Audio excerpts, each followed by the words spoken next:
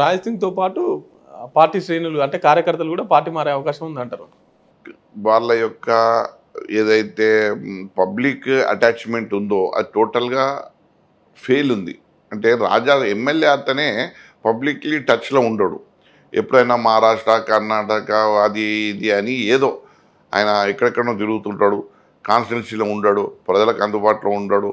అభివృద్ధి కావాలని ఎవరైనా వెళ్తే ఇంట్లో మనకు అందుబాటులోకి రాడు. ఇంట్లో ఎప్పుడైనా కానీ లేడు అని చెప్తారు. ఇట్లాంటివన్నీ వాళ్ళందరూ అది అక్కడ ప్రయత్నం చేసి నా దగ్గరికి వస్తారు. ఇవన్నీ మాకు ఎందుకు తెలుస్తాయి అంటే ఆయన చేస్తే మా దగ్గరికి ఎవరు రారు. కానీ ఆయన చేయడు కాబట్టి అందరూ మా దగ్గరికి వస్తారు. మా దగ్గరికి వచ్చినప్పుడు మేము వాళ్ళకి పని చేసి పెడితే మా పార్టీ బలోపేతం అవుతుంది, మా నాయకత్వం బలోపేతం అవుతుంది. ఇప్పుడు గోషమ్మలో జరుగుతుంది ఇదే. బీఆర్ఎస్ పార్టీ బలంగా ఉంది. ఇప్పుడు రాజ్ సింగ్ బయటకు వచ్చిందంటే అది శ్రీరాముని శోభయాత్ర. ఇక అంతకు మించి ఓ ప్రెస్ మీట్ కానీ ఓ ప్రజలలో కానీ ఇంకెక్కడ అవపడడు. ఒక ప్రతిపక్షంగా మరి మీరు ఎందుకు అతన్ని ప్రశ్నించారన్న? ఇప్పుడు మధు మన ధార్మిక కార్యక్రమాలు అది రాజా సింగ్ చేయని, అది మధు చేయని, ఒక ధార్మిక కార్యక్రమాలు చేస్తుంటే రోడ్ పొంటి పోయే వాళ్ళు కూడా అరే ఒక ధర్మం గురించి ఏదైనా చేస్తున్నాడబ్బా అని అందరు కలుస్తారు.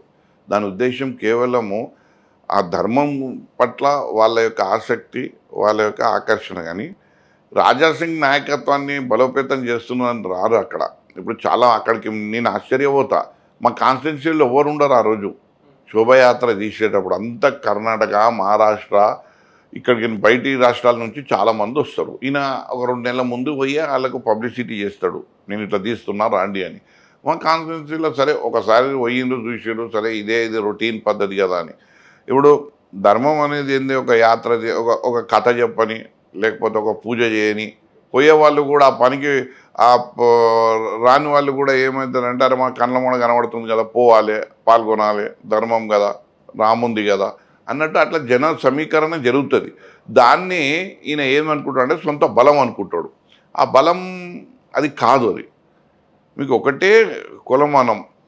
ఆయనకి 80,000, మాకు 63,000, ఇంకా 7 ఉన్నది. మా పార్టీ అభ్యర్థి కరెక్ట్గా ఉండుంటే గెలిచే సీట్ అది.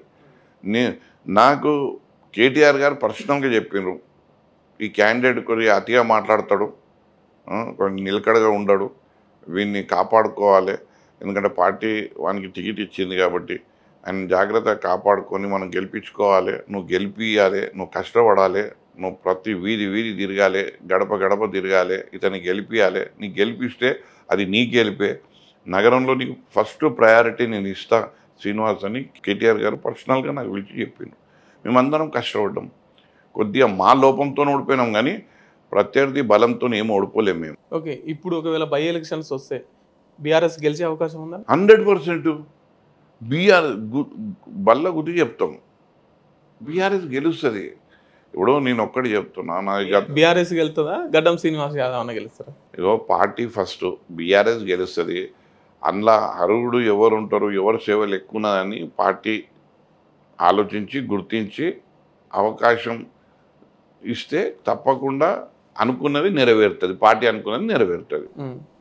కానీ బీఆర్ఎస్ గాలి ఇప్పుడు ఈ రాజీనామాతో ఇంకింత విరిగే అవకాశం ఉంది.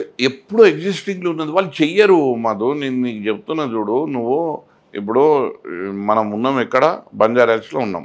మాకు గోషమ్మలు ఇక్కడికి మా అంటే ఒక 3 కిలోమీటర్లు, 3 కిలోమీటర్లే.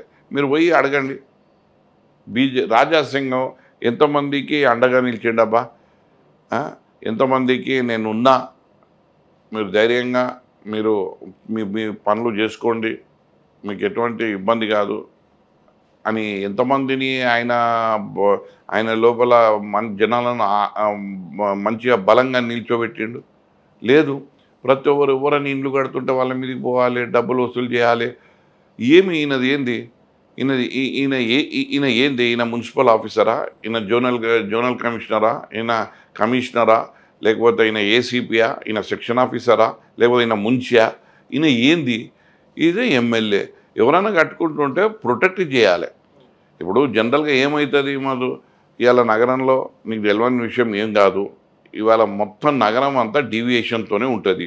ఇవాళ 2 ఫ్లోర్లకు పర్మిషన్ తీసుకుంటారు, 6 ఫ్లోర్లు వేసుకుంటారు. ఈయనకి ఏం నష్టము, ఈయనది వాళ్ళు ఈయన సొమ్ము వాడుతున్నారా, ఏమన్నా దోసుకుంటుర్రా?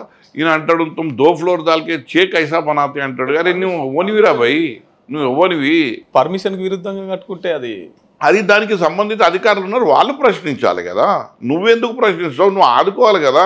నీ కాన్స్టిట్యున్సీ వాళ్ళు, నీకు ఓట్లు వేసిన వాళ్ళు, నువ్వు ఎమ్మెల్యే కావాలన్నోళ్ళు, నువ్వు ఎమ్మెల్యే అయితే మాకు అండగా నిలుస్తా అన్నోళ్ళు, మాకు వెన్నుతట్టి ప్రోత్సహిస్తావు అనుకున్న వాళ్ళందరూ నీ భరోసా మీద వాళ్ళు చేస్తున్న పనిని నువ్వే దాళ్లకు ఆటంకంగా మారితే ఇక నీ నాయకత్వం ఏంది? ఇవాళ 240 మంది ఇండ్లు వెతికి కంప్లైంట్ ఇస్తాడు, అందరికి గులగొట్టాలంటాడు. అరే నీకు ఓట్లు వేసారు ఇందుకేనా? నేను ఎమ్మెల్యే తయారు చేసారు ఇందుకేనా? అందులో వాళ్ళ కార్యకర్తలు, వాళ్ళ బీజేపీ మనుషులు, వాళ్ళు ఓటు వేసిన వాళ్ళు ఎవరైనా కానీ బీజేపీలో కానీ అందరూ, ఇప్పుడు అందరికీ ఎమ్మెల్యే కదా నువ్వు, ఎవరిని కూడా నువ్వు బీఆర్ఎస్ అయిన వాళ్ళు కూడా నువ్వు వాళ్ళని కూడా కాపాడుకోవాలి కదా. అట్లాంటిది కాకుండా నీ సొంత వాళ్ళనే నువ్వు వేధిస్తావా? ఎంతో డబ్బులు ఎన్నో దండుకున్నావు, ఇవాళ 500 కోట్లకు అధిపతి అయినావు. నీ ఫామ్ హౌస్ లేనిది, నీ బంజారాస్లో ప్లాట్ లేనిది, నీవి ఇవాళ నేను చెప్పడం కాదు కానీ నువ్వు ఆయన ఒక అఫిడవిట్ గతంలో ఇప్పుడు చూస్తే నీకు తేడా కనిపిస్తుంది. ఇక బేనామీ నేను చెప్తలేను అవన్నీ ఎప్పుడైతే మాతో జరంత గోక్కుంటే అవన్నీ తీస్తాం. కానీ ఇప్పుడైతే ఇక ఎందుకు, ఇప్పుడు ఆయన చాలా ఇబ్బందులలో ఉన్నాడు. ఇప్పుడు మనకు ఎవరైనా గట్టితో పోరాటం చేయాలని అనుకుంటాడు శ్రీనివాస్ యాదవ్, కానీ ఇప్పుడు ఏమున్నది, ఆయనకు చెప్పినాం మనం చాలా వరకు, ఆయన ఇన్లే ఇప్పుడు ఇట్లనే డౌన్ఫాల్ అవుతుంటారు. ఓకే, 30 ఏళ్ళకించి పని వస్తున్న వాళ్ళు కూడా బీజేపీ పార్టీలో ఇంతగానం రియాక్ట్ అవ్వలేదు. ఎందుకు లేదు నాకు పార్టీ అధ్యక్ష పదవి ఇవ్వకపోతే నేను పార్టీలకి వెళ్ళిపోతా, ఇది ఇసొంటి పార్టీ అసొంటి పార్టీ అని మాట్లాడుతున్నాను. అసలు నీకు ఒక కాన్స్టిట్యున్సీ గోషమైళ్ళనే నీ నాయకత్వాన్ని నిరూపించుకోలేదు, నీకు అధ్యక్ష పదవి ఎట్లా ఇస్తారు? అతిగా ఊహించుకోవడం. నీకు నువ్వు ఏంది మదీనా దగ్గరనో లేకపోతే గోషమైన్లోడి ఇతర మతాన్ని ద్వేషించి అందరినీ ప్రేరేపించి సెంటిమెంట్ క్రియేట్ చేసి ఓట్లు వేసుకోవడం అదే ఒక్కటేనా?